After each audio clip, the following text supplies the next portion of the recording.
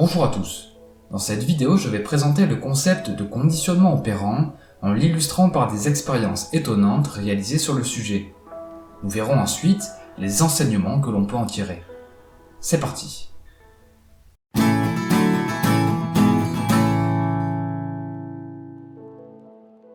L'idée derrière le concept de conditionnement opérant est que la fréquence d'apparition de nos comportements est conditionnée par leurs conséquences. Autrement dit, il s'agit de notre tendance à reproduire les comportements ayant des conséquences agréables et inversement, abandonner les conduites qui procurent des stimulations désagréables. Cette loi peut paraître évidente aujourd'hui, mais à l'époque, les premières découvertes sur le sujet étaient une grande avancée.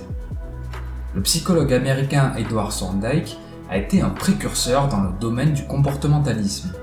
Il est connu pour ses recherches sur l'intelligence animale et la psychologie de l'éducation. Dans l'une de ses expériences, il étudie le comportement des chats. Le procédé est simple. Le psychologue enferme des félins dans une cage et il chronomètre le temps qu'ils mettent pour sortir. Pour s'échapper, les chats doivent appuyer sur un levier qui actionne l'ouverture d'une trappe. Au départ, les animaux actionnent le mécanisme accidentellement. Ils sortent donc au bout d'un temps relativement long. Puis, au fur et à mesure que l'expérience est reconduite, les chats gagnent en rapidité. Après une trentaine de tentatives, ils actionnent le levier et sortent de la cage en seulement quelques secondes. Cette expérience illustre le conditionnement opérant. Tout comportement ayant des conséquences bénéfiques est susceptible de se reproduire et d'être assimilé. Influencé par le travail d'Edward Thorndike, Bruce Frederick Skinner, un autre psychologue américain, a mis en place un autre système pour étudier le conditionnement opérant. Grâce à un dispositif de sa conception, la boîte de Skinner, il étudie le comportement des rats. Dans une première expérience, les animaux reçoivent de la nourriture lorsqu'ils actionnent le levier de la boîte. Le psychologue constate alors que les rats prennent l'habitude d'activer le mécanisme pour recevoir la récompense.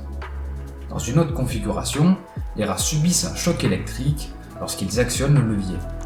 Dans ce cas, on observe une diminution de la probabilité d'apparition du comportement. Les animaux cessent d'activer le mécanisme. Cette expérience montre une fois de plus que les comportements qui procurent des stimulations agréables ont tendance à se renforcer, alors que les comportements en conséquences négatives tendent à être abandonnés. On peut noter que le phénomène s'observe dans le processus d'apprentissage des humains. Il peut expliquer un grand nombre de nos comportements et habitudes. Par exemple, notre tendance à vouloir manger toute nourriture appétissante qui se trouve sur notre chemin. Au cours des siècles, nous avons assimilé que ce comportement est bénéfique. En grignotant, le corps emmagasine de l'énergie. Deuxième exemple, l'addiction aux jeux vidéo. Les jeux nous procurent des stimulations positives qui nous incitent à y rejouer, notamment grâce au système de progression et récompense. Autre exemple, notre tendance à préférer flemmarder sur le canapé plutôt que de travailler. Nous privilégions les comportements qui nous permettent d'économiser de l'énergie. C'est aussi pourquoi on préfère éviter les activités qui demandent des efforts intenses. Pour finir, on évite aussi de reproduire les comportements qui nous ont procuré un sentiment négatif, comme de la gêne, de la honte, mais aussi ceux qui ont été à l'origine d'une douleur, comme mettre la main sur une plaque chauffante. Dans son livre Atomic Habits, James Clear propose une manière intéressante de tirer profit du conditionnement opérant, notamment pour construire un solide système d'habitudes. L'idée est d'associer une habitude que l'on souhaite mettre en place à un comportement qui amène une conséquence satisfaisante. Et au contraire, il faut associer les habitudes que l'on souhaite supprimer avec des comportements aux conséquences négatives. Voici quelques exemples. Pour se remettre au sport plus facilement, on peut pratiquer une activité physique tout en regardant une série que l'on apprécie. Pour prendre l'habitude d'économiser de l'argent, on peut s'autoriser une dépense pour se faire plaisir dès que l'on parvient à économiser un certain montant. Pour arrêter de fumer, on peut s'engager à donner de l'argent à un proche à chaque fois qu'il nous surprend en train de fumer.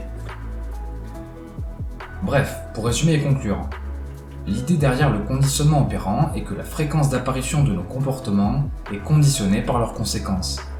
Nous avons tendance à renforcer les comportements qui nous procurent des stimulations positives et à abandonner les comportements qui ont des conséquences désagréables. Merci pour votre attention, j'espère que la vidéo vous a plu. Si c'est le cas, vous pouvez me le faire savoir en laissant un pouce bleu ou un commentaire. En passant, je vous recommande vivement la lecture du livre Atomic Habits, car l'ouvrage est riche d'enseignements. Vous trouverez un lien affilié vers la page Amazon du produit dans la description. Pour finir, je vous invite à vous abonner à la chaîne et à activer la cloche de notification pour être informé lorsque de nouvelles vidéos paraîtront. C'était Mr. Fanjo, à très vite.